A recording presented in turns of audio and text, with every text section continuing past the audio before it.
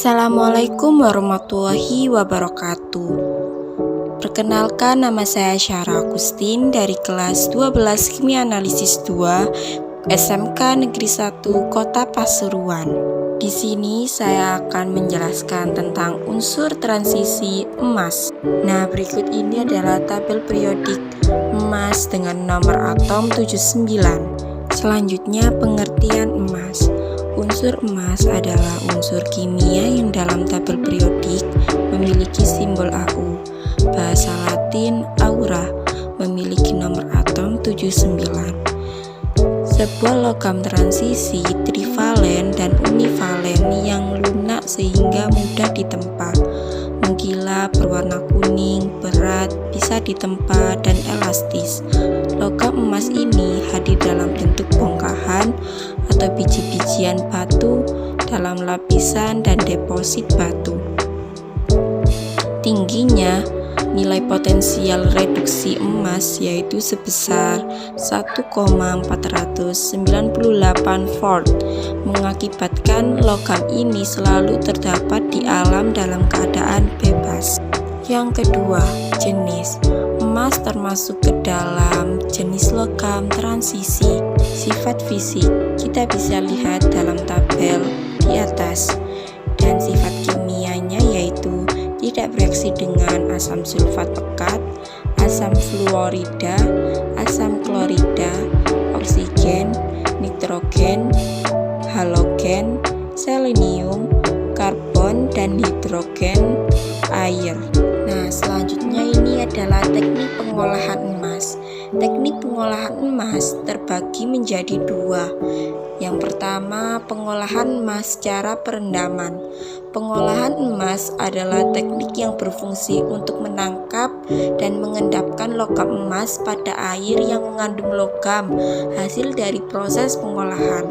Yang kedua, pengolahan emas secara sianida. Sianidasi emas adalah teknik untuk mengekstraksi emas dari biji kadar rendah dengan mengubah emas ke kompleks koordinasi yang larut dalam air. Nah, teknik pemurnian emas. Teknik pemurnian emas terbagi menjadi 3 metode. Yang pertama, metode cepat secara hidrometalurgi, yaitu dengan dilarutkan dalam larutan NaO3, kemudian ditambahkan garam dapur untuk mengendapkan perak, sedangkan emasnya tidak larut dalam larutan HNO3, selanjutnya disaring dan dibakar. Yang kedua, metode lambat. Metode lambat akan terjadi proses hidrolisis di mana perak akan larut dan menempel pada plat tembaga. Menempel tidak begitu keras atau mudah lepas, sedangkan emasnya tidak larut, tertinggal di dasar, lalu tinggal bakar. Dan yang ketiga, amalgamasi. Amalgamasi merkuri atau sistem penarikan emas dengan merkuri adalah sistem penarikan yang dipakai hampir 99% para penambang emas skala kecil baik resmi ataupun ilegal di Indonesia. Reaksi emas dengan halogen. Logam emas bereaksi dengan klorin Cl2 atau bromin Br2 untuk membentuk trihalida emas 3 klorida AuCl3 atau emas 3 bromida AuBr3. Dampak terbagi menjadi dua, yaitu dampak positif dan dampak negatif. Dampak positif dapat memberikan lapangan kerja dan menambah devisa negara. Dampak negatif dapat menyebabkan kerusakan lingkungan secara erosi, efek rumah kaca, dan pemanasan global. Manfaat emas. Emas memainkan beberapa penting dalam pembuatan komputer, alat komunikasi, kapal angkasa, engine, pesawat jet, kapal terbang, dan hasil pengeluaran yang lain. Dan juga bisa digunakan bahan pengisi gigi. Nah, yang terakhir, kelebihan dan kekurangan. Kelebihan emas yaitu aset yang nyata atau real dan bisa dipegang. Sangat mudah ditukar dengan uang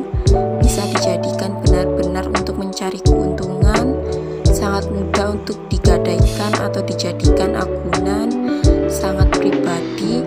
Orang tidak ada yang tahu beberapa banyak emas yang kita miliki. Kekurangan emas: 1. Harus disimpan karena tidak bisa dipakai sehingga tidak dapat dinikmati nilai keindahannya. 2. Berupa potongan kecil tidak beraturan sehingga kurang rapi.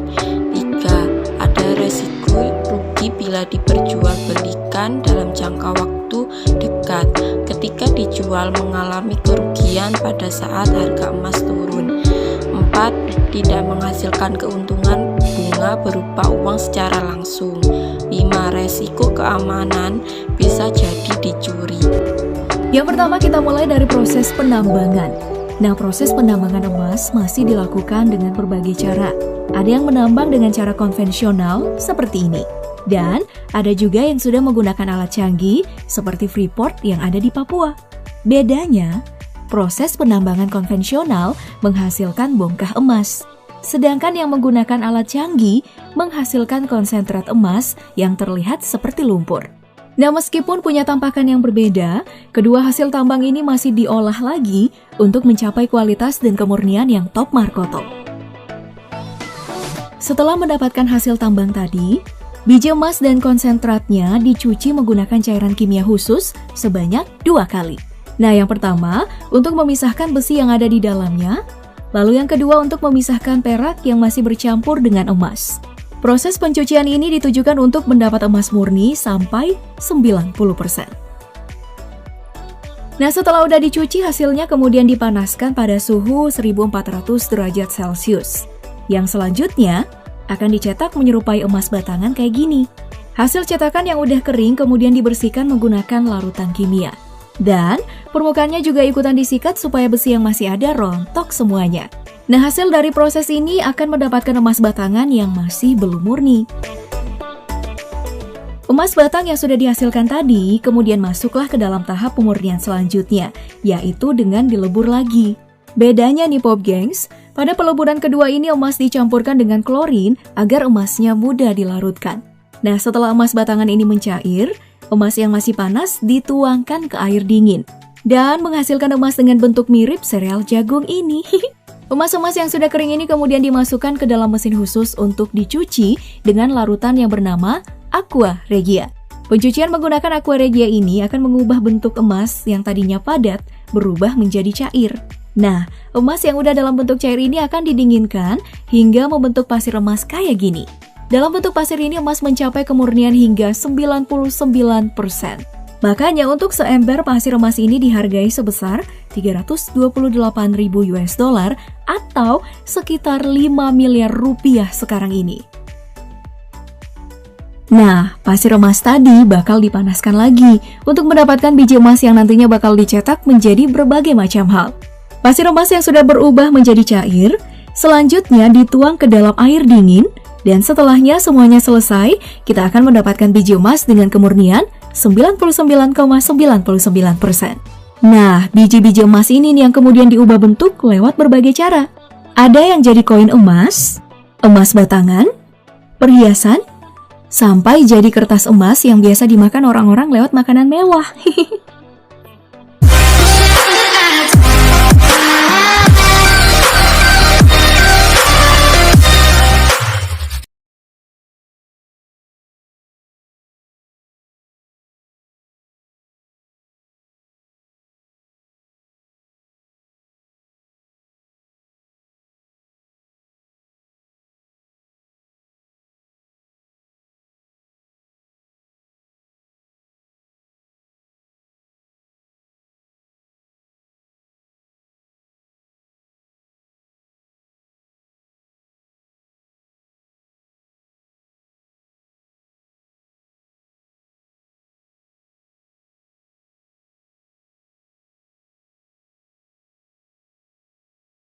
Dan sekian penjelasan dari saya.